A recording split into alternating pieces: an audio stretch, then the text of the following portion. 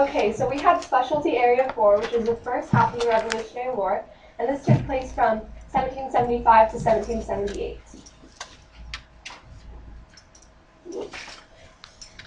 Okay, so go ahead. Okay, so the war begins. Why was this happening? The colonists were tired of being controlled by the British and wanted freedom. A lot of people were really annoyed with the British and they just wanted out. They wanted to be independent. But the British wanted to keep America as their own for power, money, and land that they had fought for the French and Indian War.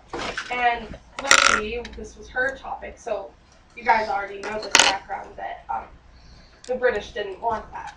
More tension in the colonies was building up, just little things and the soldiers coming into their houses and the Boston Tea Party massacre, and everything was just building up. And then the colonists were started to become taxed, and that really just kind of set them off. Benjamin Franklin said, "We have an old mother that peevish is grown. She snubs us like a children that scarce walk alone. She forgets we're grown up and have sense of our own, which nobody can deny." So basically, they thought of Great Britain as this old peevish mother who didn't let them do anything. So the first thing that happened in the Revolutionary War, the first major battle, was the Battle of Lexington and Concord. And so here we're going to talk about who was involved, which I believe is on the essential question. General Thomas Gage led the British to take supplies from Concord on orders from the king. What was happening was the king had heard from spies that the British were keeping guns, and the colonists were keeping guns in Concord to defend themselves from the British, because they wanted to have some sort of weaponry to, because they knew that a war was being sparked up. Then the next people who were involved were the Minutemen, who were colonists who volunteered to fight against the British before the army was created. So before the rebels or the colonists had an official army, they had the Minutemen. And the Minutemen were people who, men who wanted to defend specifically their area from the British. And what happened was someone would run and tell a Minuteman that, the British were coming, like, you need to start getting ready for a battle. And the reason they were nicknamed the Minutemen was because they could get ready in a minute. And so what we have here is just a picture of them. As you can see, this man is just leaving his wife and family when he hears word that he needs to get ready for battle. And then the next person who played a key role in the Battle of Lexington and Concord was Paul Revere, who was a rebel, and he was the one who warned the Minutemen when he received word that the British was coming. Okay, the Battle of Lexington and Concord. Where was it and what occurred? So obviously the king heard news that the colonists were storing weapons for defense in Concord. So he sent General Gage to gather all of the supplies from Concord and arrest Samuel Adams. So the king just said, you need to go and get all their weapons so they don't have any resources. You just need to take it all away. So on April 19th, 1775, the British marched to Lexington. Paul Revere had already alerted the Minutemen who were waiting for the British. This is when the first shot of the Revolutionary War happened, the shot heard around the world. So Paul Revere had the information that the British were coming, so he told everyone and he told the Minutemen, so they were already prepared. There was a small battle at Lexington before the British continued to Concord, only to find all the weapons had already been removed. So the colonists were already a step ahead. They took all their weapons out of Concord and they moved them so the British couldn't take them away. As the British marched out, the colonists hid and fired at will amongst British soldiers. They essentially won this Battle of Lexington and Concord. Roughly 245 British soldiers had been killed or wounded. So as the British started to make their way out, the colonists really just gave it to them. They fired and killed a lot of British soldiers. 245 British soldiers were killed or wounded. Okay, so what was the impact of the Battle of Lexington and Concord? So back in England, King George officially declared war on the colonists. And this is also when the Second Continental Congress, which we talked about, took place. And this would determine if the rebels would break away from the British or if they would stay loyal and true but they ultimately decided that they were going to break away. This was hard for the British because, for the colonists, because they were still Englishmen, and it was still going to be hard for them to break away from England because that was what they had ever known, but they knew that they needed to do it. And then the Continental Army was also created as a result of the Battle of Lexington and Concord, which would be led by George Washington, which was decided during the Second Continental Congress. Did everyone make that? Okay, I'll move that up for a second. Okay, the Battle of Lexington and Concord. How did it influence the Second Amendment of the Constitution of the United States? So the Second Amendment reads, a well-regulated militia being necessary to the security for free state, the right of the people to keep and bear arms shall not be infringed. So this is the right to bear arms. So you can keep guns in your house and have weaponry. So this battle influenced the decision to put this in the Constitution because the colonists wanted the right to be able to always have a gun, because the British tried to take away that right, and they knew that that would result in a lot of negative experiences, and that would just not be good for them. So in England, you needed very special permits to own a gun. So this was also another major sign of independence from British. They were really trying to just do their own thing and be their own people, and so that was a big influence too. But yeah, the Second Amendment was the right to bear arms. So ultimately, it influenced it because since the British were trying to take away their guns, they wanted the right to always be able to have it.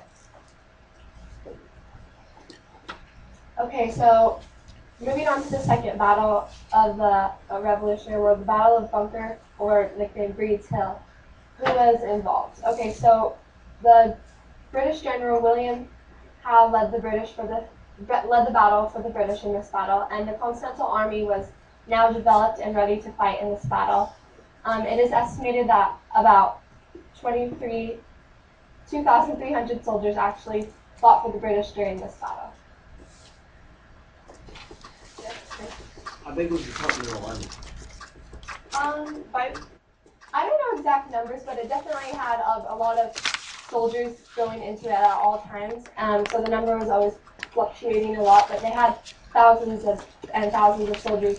What they had to do before they were accepted in the Continental Army was they had to sign that was saying that they would serve for the colonists wherever they were needed to go, and for at least 2 years or however long they signed. So, but there were a lot of people. Yeah, there was a lot of people who were always fighting. Let me add to that. One of the difficulties in determining the numbers of the Continental Army is that we haven't even yet declared revolution. This is in 75. Yeah. So we haven't declared a war yet. So after Boston, or after Lexington and Concord, all of these angry colonists just kind of go to and surround the city of Boston where the British Army is stationed. But what's the number of these guys? There's no official army. I mean, they'll eventually join up with the Continental Army, but at this point it's just a ragtag band of revolutionaries with no... Washington's not there yet. He won't get to Bunker Hill and Breed's Hill. So it's just a lot of chaos here. The Battle of Bunker Hill, where was it and what occurred? So the British knew that they needed to make a comeback quickly because Lexington and Concord was a bit embarrassing for them. So they just wanted to make a comeback. The Battle of Bunker Hill was known in history as one of the bloodiest battles in the Revolution. It was pretty gory. So basically what happened, the rebels positioned themselves atop Bunker Hill in Charleston, Pennsylvania, and they built a 6-foot dirt mound to protect themselves on the top of the hill. So the British were really impressed and amazed by their progress, and remarked that they never would have accomplished such handiwork in a mere night. So the British were really impressed by this really tall dirt mound that they had built at the top of the hill. William Howe was determined to make sure the British came out victorious. He would do anything in his power to make this happen. So the British's mindset coming into this was they wanted to win. And sorry, as a side note on William Howe, they brought him in to serve in the Revolutionary War because he in previous battles he always shown that he was very determined and that he would never lose. So he really felt like he was the right man for this job. The British soldiers were plowed down by rebel musket fire. Dead and injured British soldiers fell down on the hill as they retreated. William Howe commanded the British to have a second attempt, and the same thing happened. More soldiers were killed. So on the first time up the hill, lots of people are shot down and they retreat. And William Howe does not want to give up, so he sends them up again, and the same thing happens. It also helped because the rebels had the higher ground on top of the hill. Right. General Prescott, who was for the rebels, gave the order to the colonists, do not shoot until you see the whites of their eyes, and it seemed to be working. This is like a really well-known quote.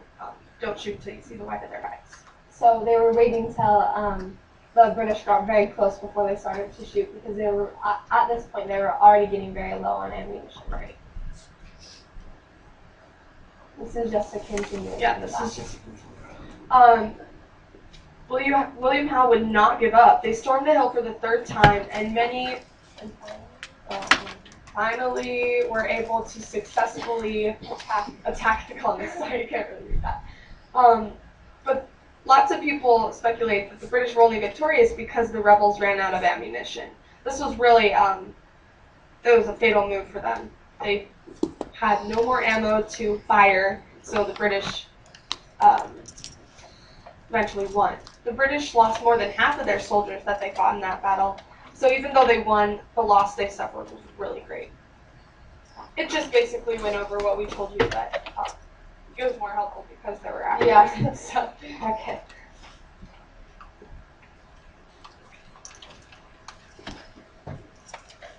Is it not changing? Yeah.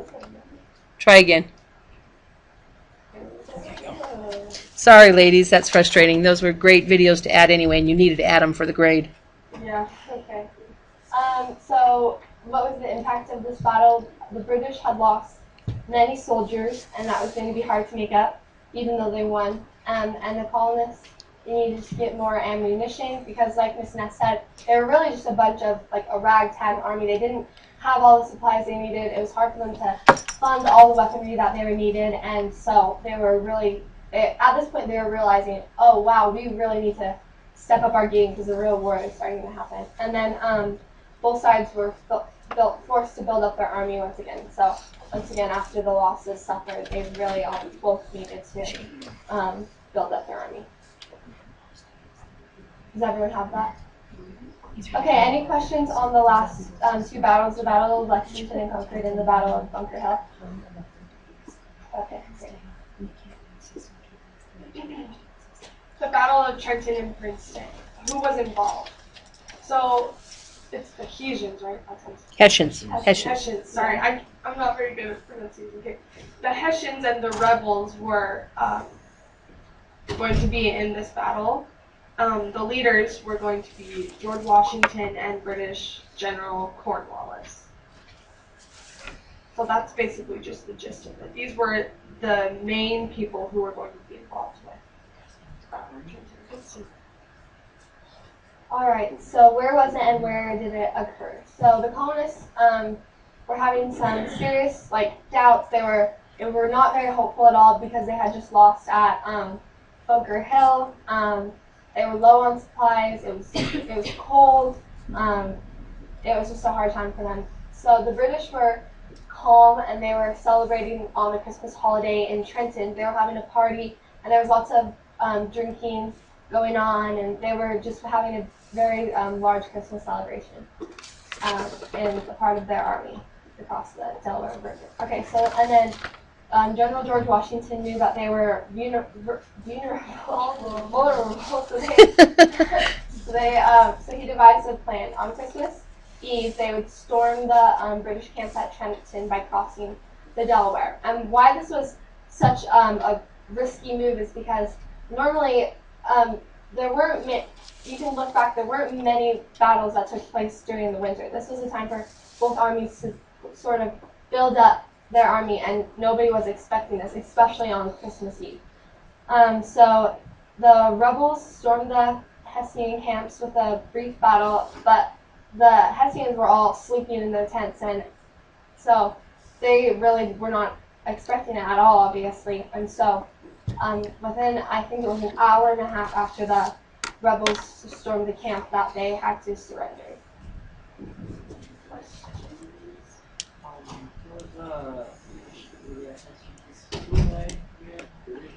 They were fighting for the British. Yeah, but I think most of them are originally from Germany. Is that correct? Yeah, but they were on the British side. Yeah, they were just helping them fight for the British. Okay. I'm General Cornwallis.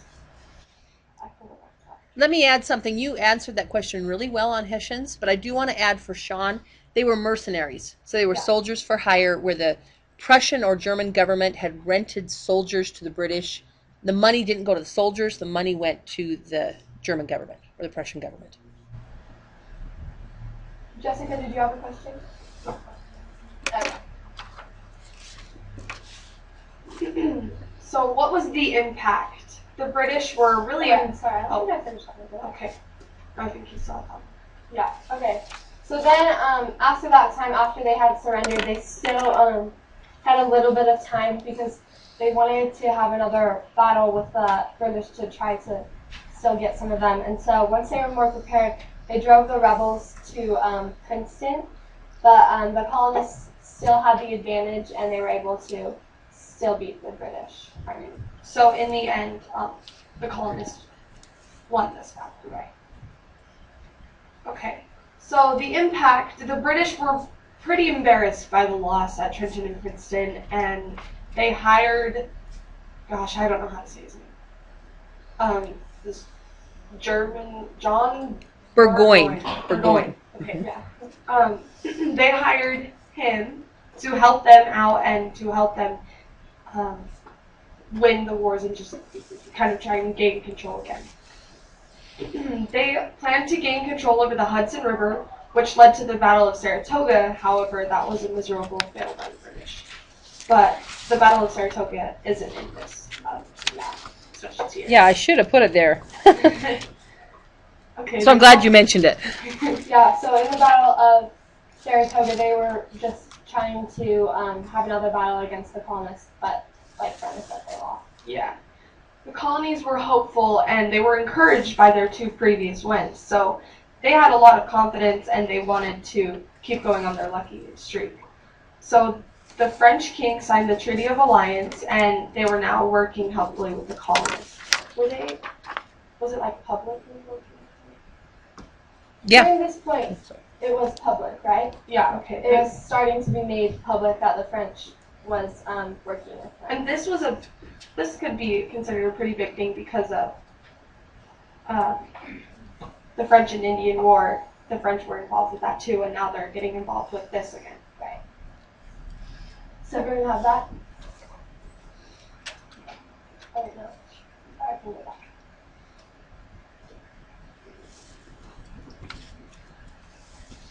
Did you say when the Battle of Trenton and Princeton were? It was on Christmas of 1776. I think, yeah. Mm-hmm. The Battle of Brandywine, who was involved. So General William Howe was still the head of the British Army at the time, and he really wanted to redeem himself and win this battle for the British. He did a really, for the British, he won at the Battle of Bunker Hill, but he wasn't able to lead the army to success in Trenton or Princeton or Saratoga. So this was kind of, he felt like this was his time to shine, this was his time to move forward and get a win again. So he could tell the colonists had been training over the winter for the harsh battles to come in the war. So he pushed the British forces to be the very, very best they could be. And then going into the Battle of Brandywine, George Washington was very anxious because if he did not win, the British would take over Philadelphia. That's what William next move was going to be.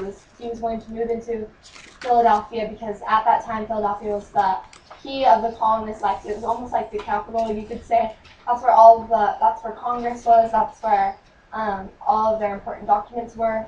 And so what he was going to do is, he knew that if he could take over Philadelphia, he would really be winning the war, basically. He would be taking over all the colonist resources. And so the Battle of Brandywine is him trying to take over Philadelphia. What is the name? Brandywine is, Now we're getting to that. there you go. Okay, It's just so a creek that's outside of Philadelphia. right. So where was it and what occurred? Brandywine is obviously a creek that is north of Philadelphia in Pennsylvania. That's why it's called Brandywine. The British began their march to the battle, taking over 2 weeks because of their slow pace. So they started marching on one day, but they didn't get there until 2 weeks later. Yes, question? How come it got its name of two alcoholic drinks? I don't know. Good question. They get really drunk about it. Yeah, we're all happy.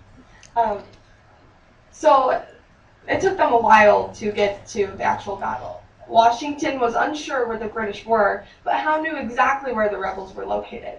So General Howe really had the advantage here, because he knew exactly where the colonists were going to be, but General Washington wasn't sure. So Howe marched his men directly across Brandywine Creek, while General K, I'm just gonna call him that, General K planned a surprise attack at Chad's Fort. Chad's Fort was in that area too. General K he was part of the British. Right. He was fighting for the British. Right. He was just brought in to help them. Right, a general in the British Army. Right. So Chad's Fort was near Brandywine too, and General K was gonna bring in a surprise attack there. So George Washington was confused and didn't know where the British would strike next, because some were going across the creek, he'd heard, some were going to Chad's Fort. Well, he maybe didn't know that. He was just confused. So what happened was, during one of the previous battles, what Howe's strategy was that he did a surprise attack, and that worked to his benefit, and he was able to win. So he was going to try to do a very similar thing here. So what he did was, while what happened was Chad's Fort, that's where General Washington had expected the British to attack, I guess you could say. He put his best troops there at Chad's Fort, and General K, that's where he attacked, but he didn't really attack. It was almost like there was a small amount of army, and that was used as a distraction. Well, the majority of the British army went to Brandywine Creek, where the colonists were not expecting there to be a battle, and there weren't that many forces down at Brandywine Creek. Right. So this battle's sort of confusing because there's a lot of stuff going on. There's a lot of diversions and surprise attacks. So we're just going to try and explain it to the best of our abilities. But it was totally and completely obvious that the British had more experience and they had a better plan going into this battle. They were just ready for it. This was also kind of a time where the rebels, or the colonists, have been doing so well, and it was almost kind of like a reality check, like, wow, the British, they really are so much more trained than we are. They have better war backgrounds. The the generals have been fighting for years and years and years, and they already had experienced many more wars, and so this was kind of like a reality check to Washington. Okay, so this is just a continuation of that. While there was that small battle I was saying going on at Chad's Fort, being commanded by General K, the majority of the British army went to attack a small group of very surprised rebels at Brandywine Creek. So they were not, Washington was telling his troops, go to Chad's Fort, go to Chad's Fort, but then they realized it was all happening at Brandywine Creek. So then he said to his army, go to Brandywine, and it was a lot of chaos for the army. Washington, like I said, tried to send more troops, but it was too late. The battle quickly ended with the colonists surrendering. And so, while the battle was taking place in the creek, I forgot to put this in there, but one British soldier remarked that I don't know if this is where it gets its name, but that the creek was the water in the creek was completely red because it was filled with blood from everyone fighting, and it was a bloody battle. So the Americans lost 1,250 men, while the British only lost about 577. It really helps you understand It the shows where all the geographical- forces are moving. And it's really helpful. Howe regained the initiative by moving his troops south by sea. Which we don't have yet. It worked. Whatever you did changed it so it's working now. Thank you, because that was huge with their presentation. I'm going to make it full screen, okay? threatened Philadelphia. He landed his troops on the west side of the Elk River on August 25, 1777. After a week of rest, Howe marched his troops north toward Philadelphia. Washington responded by marching his army south through Philadelphia to meet Howe. After harassing Howe's advance for a few days, Washington placed his army behind Brandywine Creek. The creek was crossable only at a number of fords. At 4 o'clock a.m. of the 10th, while part of his army was engaged in a diversionary attack against Chad's Fort, Howe took the bulk of his army on a long march through the back roads to cross at Trimble and Jeffrey's Ford at the end of Washington's unacred lines. Howe successfully crossed the fords and brought his troops to Osborne Hill, outflanking Washington's troops. The American troops redeployed to try to block the British. At 4 o'clock p.m., the British troops set off down the hill to the music of the British Grenadier.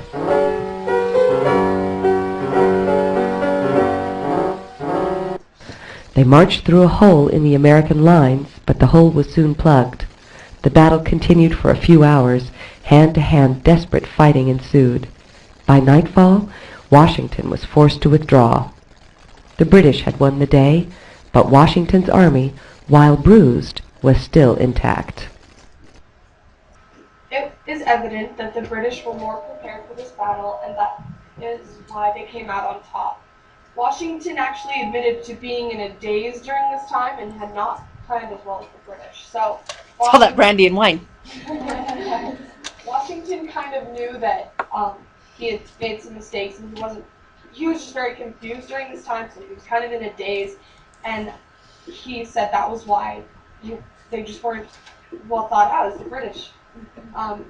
So the colonists took serious precautions to protecting Philadelphia. They didn't want to risk any of their important documents, artifacts, and other things being destroyed by the British, so they moved them.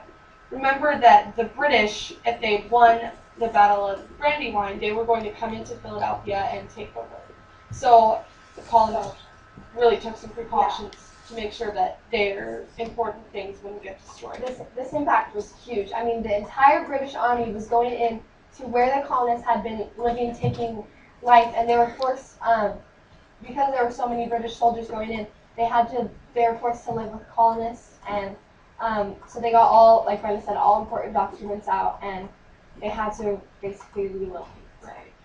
So Independence Hall, by the way, was turned into a stable by the British. Yeah, yeah, it was. which made the colonists very mad. There were uprisings going on. It was not a good time. And this was also the time. Oh, sorry, did you have a question? Oh, sorry, that's probably for the colonists. Sorry, typo. Typo. So instead of this was a major loss for the British, it was a major loss for the colonists. colonists. Yeah. Okay, sorry. Okay, so the Battle of Brandywine was leading us up for the winter at Valley Forge. And so, who was involved in the winter at Valley Forge? Wait, pause 1 moment. I don't know if you got this, but the dates for Brandywine, I think it was September 10th. If anyone missed that. September 10th. What year? 17. Was it 77? Yeah. Yeah, that's right. September what? September 10th, 1777. The final day of the battle was September 11th, by the way, Yeah. which is interesting. In American history, September 11th has been a bad day on a lot of things. War of 1812, Washington, D.C. is attacked and conquered. Brandywine, we lose the capital in Philadelphia. September 11th is not a good day. And September 11th, they attacked the capital recently. So. Yeah. All right. So, who was involved in the winter at Valley Forge? So, the rebels stayed in Valley Forge for the winter. They were in very bad condition, and the reason they went there is because they really had no other options. They needed to find a place to stay since Philadelphia was taken over, and they just needed a place to rebuild their army, basically. Or it almost at the beginning wasn't rebuilding; it was more just surviving. Congress accused Washington of not being the right man for the job. After this loss, like I mentioned before, the surprise attack that happens, in a previous battle, it also stumped Washington in the Battle of Brandywine, and they were all just accusing him of, that's embarrassing, you lost the same way both times. And also the reason that they were in Valley Forge is this is a very resourceful spot for them to be during the winter.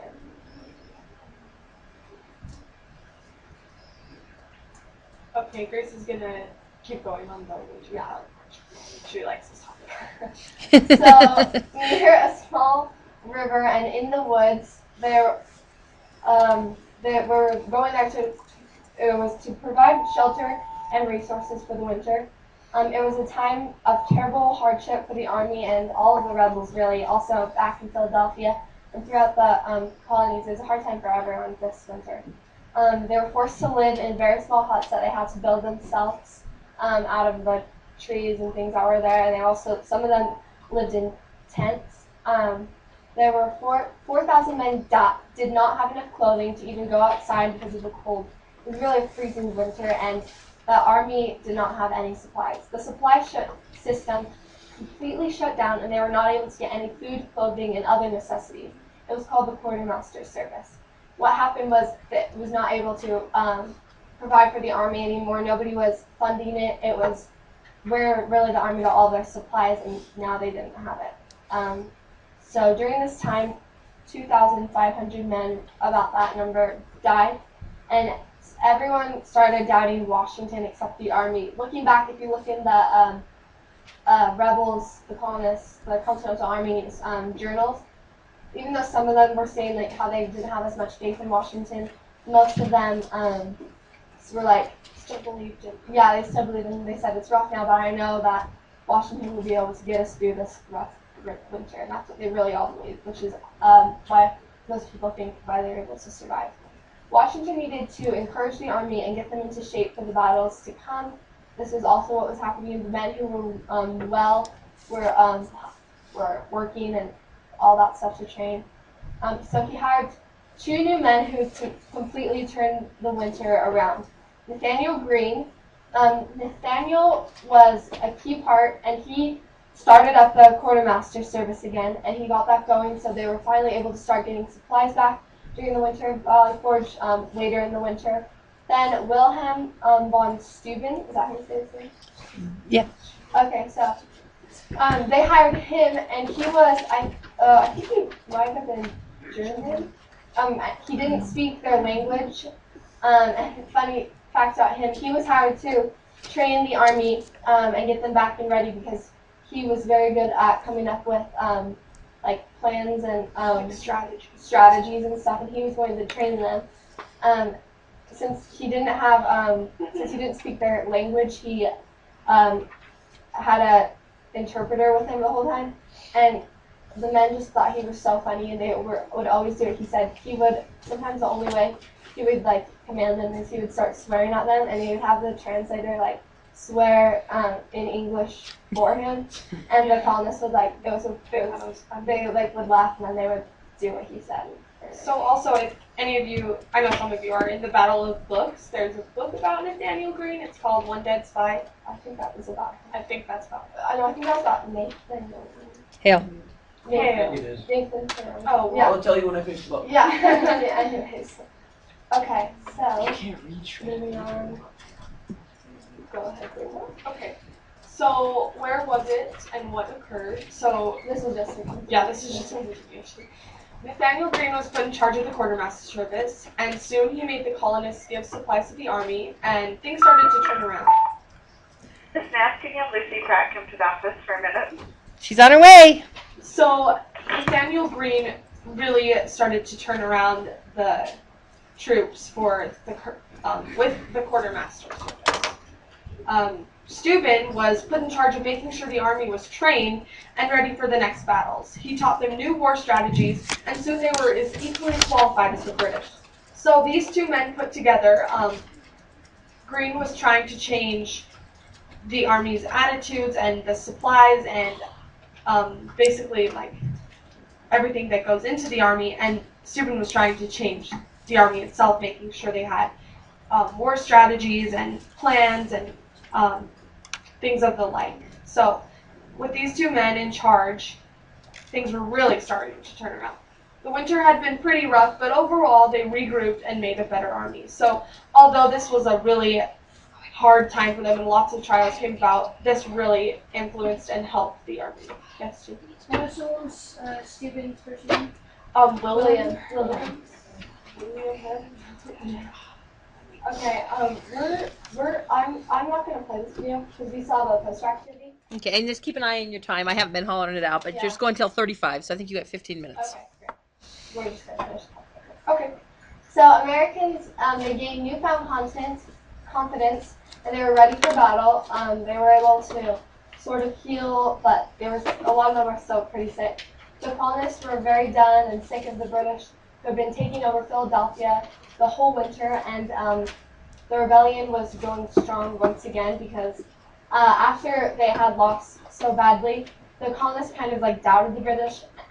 Doubted the Continental Army and doubted Washington, and the rebellion was kind of like not as strong, dying out. But then once the British started bothering the colonists back in Philadelphia, they had something to fight for again. And so once again the French were going to help the rebels more With this war for the year.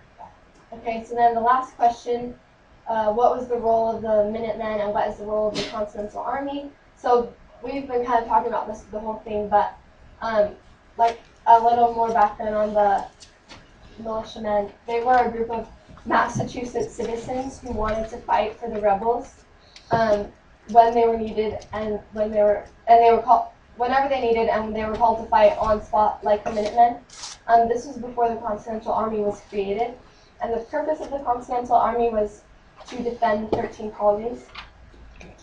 So the Continental Army served as like the army for the British for the colonists, and they were always there to defend. Without these men, who knows what would have happened to our country really. They were the ones who just fought for everything. Their role essentially was to fight for the colonists. Fight and defend the 13 colonies. That is basically the overall role of them. Okay, so I think that's the end of the PowerPoint. Wait, don't we have that video? Oh yeah. This is a really good video. Try to see it when you see it this one will work. You bet. Okay, I need to have you turn yours off. Okay. If you've ever seen Schoolhouse Rock, you'll know that this is a classic. It is awesome.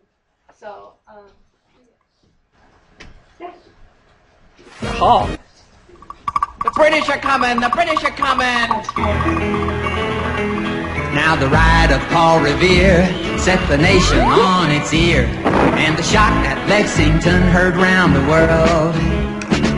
When the British fired in the early dawn, the War of Independence had begun. The die was cast, the rebel flag unfurled, and on to Concord marched the foe to seize the arsenal there, you know, waking folks, searching all around, till our militia stopped them in their tracks. At the old North Bridge we turned them back and chased those redcoats back to Boston town. And the shout heard round the world was the start of the revolution. The Minutemen were ready on the move. Take your powder, take your gun, report to General Washington. Hurry men, there's not an hour to lose. Now at famous Bunker Hill, even though we lost, it was quite a thrill. The rebel Colonel Prescott proved he was wise, outnumbered and low on ammunition as the British stormed his position. He said, hold your fire till you see the whites of their eyes. Though the next few years were rough, General Washington's men proved they were tough. Those hungry, ragged boys would not be beat. One night they crossed the Delaware, surprised the Hessians in their lair, and at Valley Forge they just bundled up their feet. Now the shout heard round the world was the start of the revolution. The Minutemen were ready on the move. Take your blanket, take your sun, report to General Washington. We got our rights and now it's time to prove. Well, they showed such determination that they won the admiration of countries across the sea like France and Spain, who loaned the colony ships and guns and put the British on the run and the Continental Army on its feet again.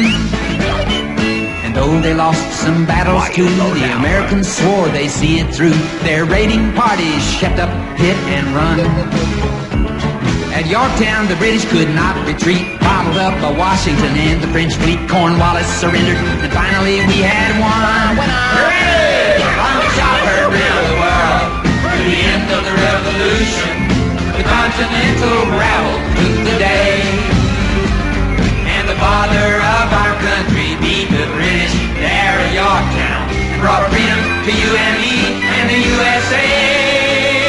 God bless America. Let freedom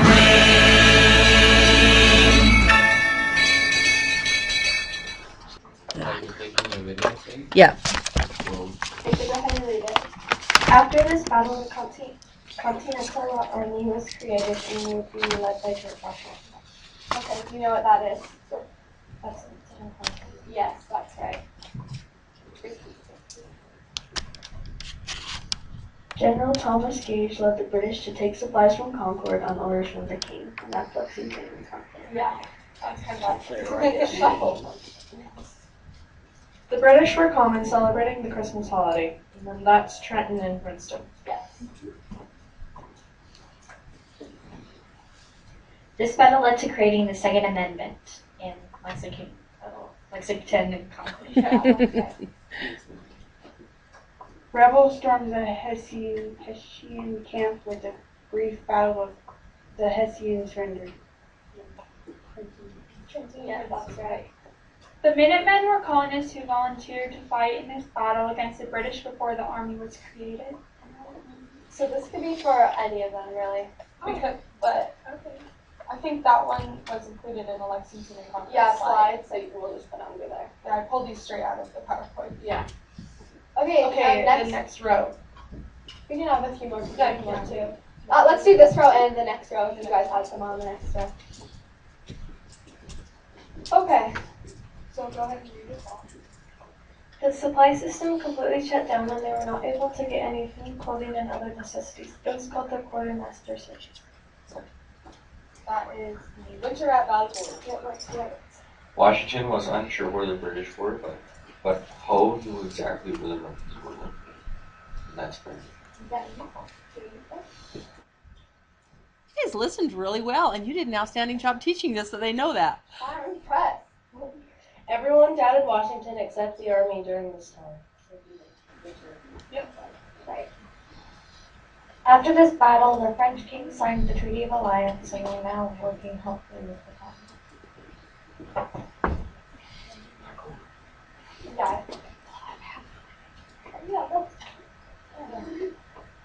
Yeah. Okay.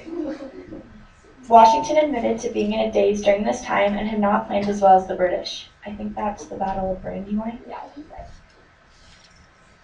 Shot heard around the world, like Tenny. Yep. They were forced to live in small huts. right. Going into this battle, George Washington was very anxious because if he didn't win, the British would take over Philadelphia. Brandywine? Yes. Bunker Hill are. The Americans lost 1,250 men, while the British lost about 577. And then wouldn't that be Brandywine? Yes. Okay, everyone else with a piece of paper. I wonder which one you guys have. I honestly was really impressed how well you guys did on your lesson, that they got it. I'm impressed with them, but they got it because you taught it well. Okay. It is estimated that about 2,300 soldiers actually fought for the British during this battle. Is that Bunker Hill? Yeah, that's right. General Prescott gave the order to the colonists, do not shoot until you see the whites of their eyes. Yeah. Oh, I like mixed them up in the bag, too. Steuben was put in charge of making the army was trained and ready for the next battles. He taught the British new war strategies, and soon they were an equally qualified research. Yeah. On April 19, 1775, the British marched to Lexington. Yeah, it's in the name. The British General William Howe led the battle for the British. That could be either one. Right. So. Paul Revere, a colonist, helped warn the Minutemen when he received word that the British were coming. Lexington and Concord. You guys are doing so good, and like you don't even need this. But what we also did is the ones that are blue, either the British one or the colonists one or the colonists are involved in, and then the red ones is the British. That's good. William Howe would not give up. They stormed the hill for the third time and were finally able to successfully attack the colonists. It is evident that British were more prepared for this battle, and that is why they came out on top in the spring. This was a really resourceful spot for them to be in the winter. That's Winter Valley. Yeah. During this time, Washington hired two men who would turn the winter completely around, Nathaniel Greene and Wilhelm von Steuben. Yeah, winter at Valley. All right. Okay. Thank you, guys. So, as you can see, those are just the key facts about all of the battles. And should we just pass that now? 3 more minutes. Yeah. So we have some candy for you guys. Jake, I love you. So, Will you marry me? I was gonna print out these little things. It was so cute, but I didn't end up having time. So the thing is, don't be an airhead and try to remember Trenton and Princeton, Lexington and Concord, Bunker Hill, Winter Valley Forge, and Springfield. So don't be an airhead and remember the first half of Does anyone have any questions? Well, let's give him a hand to start with.